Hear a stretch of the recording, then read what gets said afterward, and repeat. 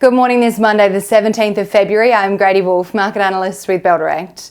The local market closed 0.2% higher on Friday, buoyed by a strong rally for consumer staples sector amid strong results out of TWE or Treasury Wine Estates and investors buying up the supermarket giants on Friday. For the week, the ASX posted a gain of 0.52% in the ASX 200 as industrials and the consumer stocks sectors rallied, while healthcare stocks took a hit of 3.75% over the 5 trading days. Reporting season ramped up on Friday with Avita Medical soaring 11% after the company announced a guidance range of $158 million to $167 million for commercial revenues in 2025, while GQG rose 5.9% after doubling net inflows to the half to December. Hearing device specialist Cochlear, on the other hand, fell 13% on Friday after downgrading profit guidance for FY25 due to weaker services contribution and increased cloud-related investment, despite the company posting a 5% rise in sales in H1 to $1.17 billion. In the US on Friday, markets closed mixed, despite investors gaining certainty around Trump's tariff plans and fresh economic data signaling the US inflation story is not running hot as was previously feared. The Dow Jones fell 0.4%, the S&P 500 fell just 0.01%, and the Nasdaq ended the day up 0.41%. For the week, each of the major averages posted a gain.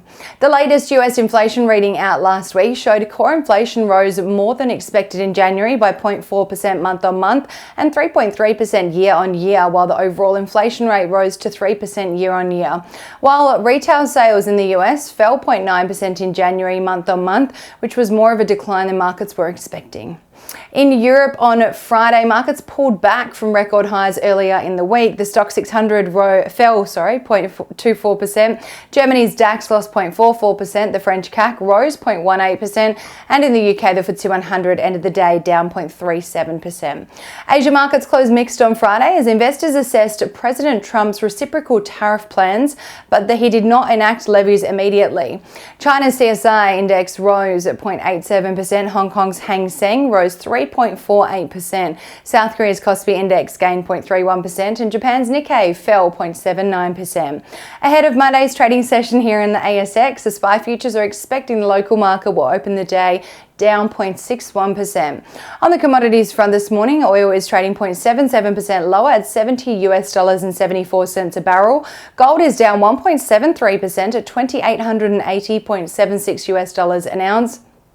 And iron ore is up 0.06% at $106.83 a tonne.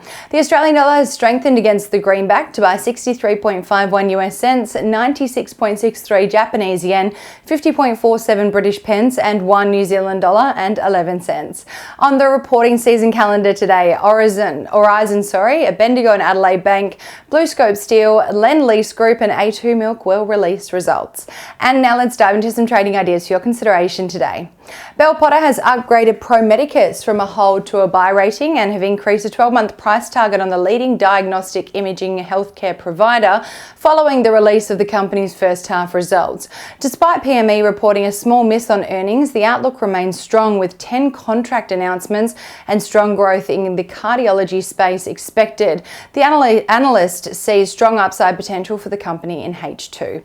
And Trading Central has identified a bullish signal on Endeavour Group following the formation of a pattern over a period of 52 days, which is roughly the same amount of time the share price may rise from the close of $4.42 to the range of $4.68 to $4.74, according to standard principles of technical analysis. And that's all for this Monday morning. Have a wonderful day and happy investing.